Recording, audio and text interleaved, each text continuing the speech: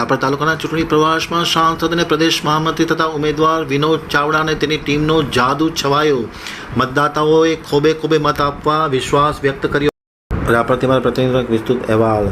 રાપર તાલુકાના ગ્રામ્ય વિસ્તારના ગામડાઓમાં આજે ચૂંટણી પ્રસાર માટે કચ્છ લોકસભાના ભાજપના ઉમેદવાર સાંસદ અને પ્રદેશ મહામંત્રી વિનોદ ચાવડા અને તેની ટીમે લીધી હતી. ખાસ કરીને વડાપ્રધાનની જે રીતિ છે તેને ફોલો કરવા માટે સૌ મતદાતાઓને વિનોદ ચાવડાએ અપીલ કરી હતી. ખાસ કરીને વર્તમાન પેઢી એક નવું ભવિષ્ય ઘડવાની પ્રેરણાથી પ્રેરિત છે, ત્યારે ભવિષ્ય હંમેશા ભૂતકાળના ખોળામાં જન્મે છે. દેશ માટે સમર્પિત આપણા વડાપ્રધાન મોદી સાહેબનો જે સંકલ્પને સાકાર કરવા માટે અપીલ કરી હતી.